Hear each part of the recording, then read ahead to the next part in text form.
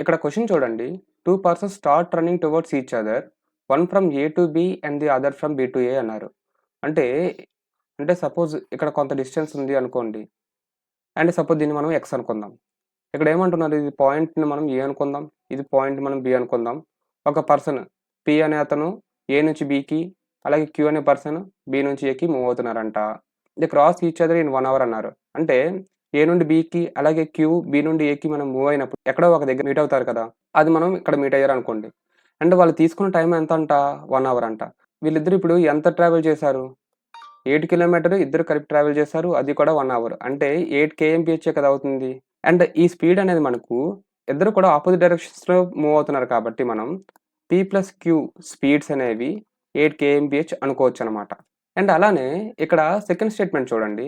The first person reaches B 16/15 hours before the second person reaches A అన్నారు. P and Q ఇక్కడ meet అయ్యారు కదా! And ఇక్కడ నుండి పికి బికి రీచ్ అవ్వడానికి సపోజ్ టీ1 టైం పడితే క్యూకి టీ2 టైం పడుతుందనమాట. అండ్ ఈ టైం డిఫరెన్స్ ఉంది చూసారా? టీ1 - టీ2 మనకి ఎంతొచ్చింది? 16/15 అవర్స్ అనమాట. అయితే ఇక్కడ ఎవరెక్కువ తీసుకున్నారంట టైం అనేది? టీ2 అనే అతను టైం ఎక్కువగా తీసుకున్నారు. సో, మనం ఏమని రాసుకుంటాం? టీ2 - టీ1 ఇది 16/15 కదా! మనకి టైంకి, డిస్టెన్స్‌కి, స్పీడ్‌కి రిలేషన్ ఏంటి? టైం అంటే distance by speed. And distance అనేది సపోజ్ 8 కింద కన్సిడర్ చేసుకుందాం. అండ్ స్పీడ్ అనేది మనకు టీ2 అంటే ఇది క్యూ యొక్క స్పీడ్ కదా! సో, క్యూ తీసుకుందాం.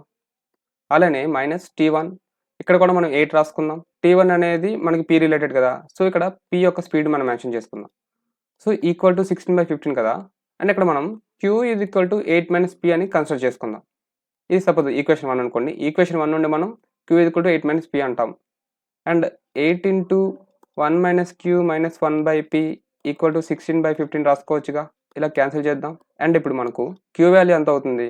8 - P equal to 2/15 and P - 8 plus P by 8p - p square equal to 2/15. And ఇప్పుడు చూడండి 2p - 8 కదా by 8p - p square equal to 2/15 కదా.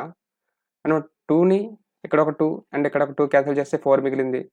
Therefore 15p - 60 equal to 8p - p square కింద రాసుకోవచ్చు. And p square plus 7p - 60 equal to 0 కింద రాసుకోవచ్చు. And గుర్తుపెట్టుకోండి 60ని మనం 12 ఇంటూ 5 కింద రాసుకోవచ్చు. అండ్ ఇక్కడ మనకి పాజిటివ్ వాల్యూ రావాలి. అంటే +12 అండ్ -5 కింద రాసుకోవచ్చుగా.